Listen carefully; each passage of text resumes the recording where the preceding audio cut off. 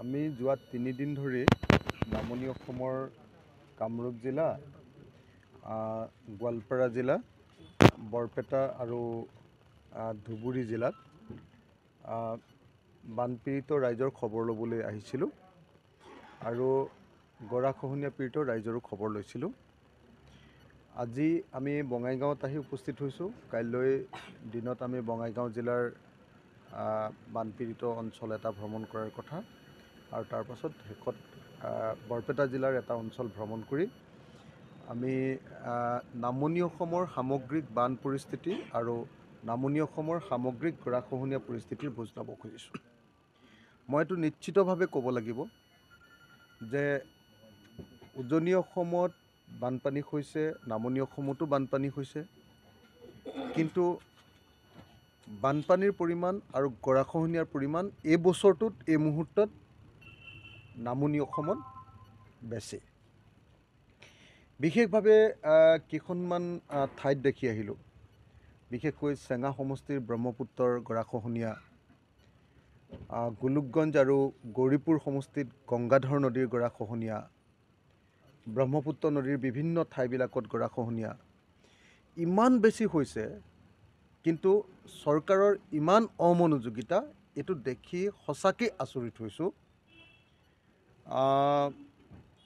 এইটো যদিও ক'ব নালাগে, তথাপি মই কৈছোঁ যে আমাৰ অঞ্চলবিলাকত কিন্তু ইমান বেছি গৰাখহনীয়া হ'লে চৰকাৰক কিন্তু আমি শান্তিত থাকিবলৈ নিদিওঁ। সাংঘাতিক ধৰণৰ প্ৰতিবাদ হয়, সাংঘাতিক ধৰণৰ হুলস্থুল হয় আৰু সংবাদ মাধ্যমেও যথেষ্ট পৰিমাণে এই বিষয়বিলাকৰ ওপৰত বাতৰি কৰে। কিন্তু সংবাদ মাধ্যমেও এই বিষয়বিলাকৰ ওপৰত আমি যদি গুৱাহাটীত বহি থাকোঁ, নামনি অসমত যে ইমান বানপানী হৈছে আৰু ইমান খহনীয়া হৈছে এই বস্তুটো দেখুওৱা নাই। আৰু আটাইতকৈ দুৰ্ভাগ্যজনক কথাটো হ'ল যে ৱাটাৰ ৰিচোৰ্চ মিনিষ্টাৰ অনবৰতে তেওঁ বানপানী এলেকা আৰু গৰাখহনীয়া এলেকাত ঘূৰি ফুৰোঁ বুলি কয়। হিমন্ত বিশ্ব শৰ্মাই বানপানী এলেকাত সাংঘাতিক ধৰণে ঘূৰিছোঁ বুলি কৈ চেলফি উঠি থকা আমি দেখিবলৈ পাইছোঁ। কিন্তু নামনি অসমত যি ভয়াৱহ বানপানী আৰু গৰাখহনীয়া সমস্যা হৈছে, সেই সমস্যাৰ বুজ ল'বলৈ ৱাটাৰ ৰিচোৰ্চ মিনিষ্টাৰ বা অসমৰ মুখ্যমন্ত্ৰী নহাটো অত্যন্ত দুৰ্ভাগ্যজনক ঘটনা। আজি আমি গংগাধৰ নদীৰ যেতিয়া খহনীয়া চাবলৈ গৈছিলোঁ, গংগাধৰ নদীৰ পাৰত বসবাস কৰা হিন্দু বেংগলী মানুহবিলাকৰ যিটো দুৰ্দশা এইবাৰ দেখি আহিলোঁ। 100 বছৰ পুৰণি হিন্দু বাঙালী মানুহৰ দুৰ্দশা এইবাৰ যেতিয়া চালোঁ গোলোকগঞ্জ সমষ্টিত, তাত দেখিলোঁ যে 1000টা ঘৰ তাতে গৰাখহনীয়াই ভাঙি পেলাইছে গংগাধৰ নদী। আৰু গংগাধৰ নদীখনটো এতিয়া আপোনাৰ বহল হৈ কোনোবা ঠাইত আপোনাৰ খহনীয়া হৈ এতিয়া ব্ৰহ্মপুত্ৰ নদীৰ নিচিনা বহল হৈ গৈছে। কিন্তু দুৰ্ভাগ্যজনকভাৱে আমি দেখিবলৈ পালোঁ যে কোনো ঠাইত, ইমান ঠাই ভ্ৰমণ কৰিলোঁ, কোনো ঠাইতে চৰকাৰৰ কোনো ইণ্টাৰভেনশ্যন, চৰকাৰৰ কোনো আঁচনি দেখিবলৈ নাপালোঁ। বিজেপি চৰকাৰে ইমান হিন্দুত্বৰ কথা কয়, তেওঁলোকে সাংঘাতিক ধৰণৰ ৰাম ৰাজ্যৰ কথা কয়, তেওঁলোকে হিন্দু বেংগলীসকলৰ অধিকাৰ প্ৰতিষ্ঠাৰ কথা কয়, অসমত সাংঘাতিক ধৰণে তেওঁলোকক ফেভাৰ কৰোঁ বুলি কয়। কিন্তু দুৰ্ভাগ্যজনকভাৱে আজি গোলোকগঞ্জ সমষ্টিত যিটো দেখিলোঁ, মোৰ নিজৰ চকু পানী ওলাই আহিছে আজি নিজে দেখি, যে 100 বছৰ বসবাস কৰা পুৰণি হিন্দু বেংগলী গাঁৱৰ মানুহৰ এটাকৈ ঘৰ গংগাধৰ নদীত ডুব গৈছে, খহনীয়াত পৰিছে। কিন্তু তাৰ পাছতো বিজেপি চৰকাৰে এবাৰো খবৰ ল'বলৈ অহা নাই। আনকি মহিলাবিলাকে স্পষ্টকৈ আমাৰ সন্মুখত, একদম টিভিৰ সন্মুখত স্পষ্টকৈ কৈছে যে আমি গোটেইবিলাক মানুহ নদীত জাপ মাৰি মৰি যাম, এনেকৈ বুলি কৈছে।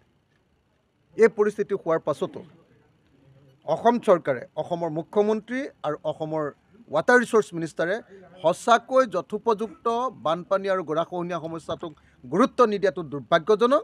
আৰু মই এইটো ক'বই লাগিব যে উজনি অসমতকৈ এই ক্ষেত্ৰত নামনি অসমক বেছিকৈ উপেক্ষা কৰা হৈছে।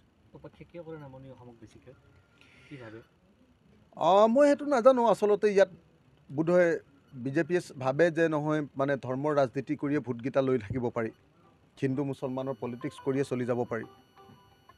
সেইকাৰণে চাগে মই ভাবোঁ যে ইয়াতে, মই এনেকৈ অনুমানহে কৰিছোঁ, আৰু নিশ্চয় বহুতটা কাৰণ থাকিব।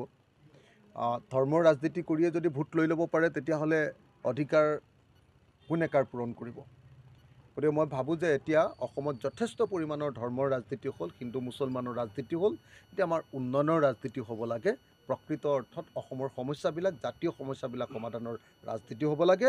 আৰু সেইকাৰণে অচিৰেই মই অসম চৰকাৰৰ মুখ্যমন্ত্ৰী আৰু অসমৰ ৱাটাৰ ৰিচোৰ্চ মিনিষ্টাৰ, নামনি অসমৰ ব্ৰহ্মপুত্ৰ নদী, নামনি অসমৰ গংগাধৰ নদী আৰু বিভিন্ন যিবিলাক নদী আছে সেই নদীবিলাকৰ বানপানী আৰু গৰাখহনীয়া সমস্যাৰ স্থায়ী সমাধান কৰিবৰ কাৰণে দাবী জনাইছোঁ।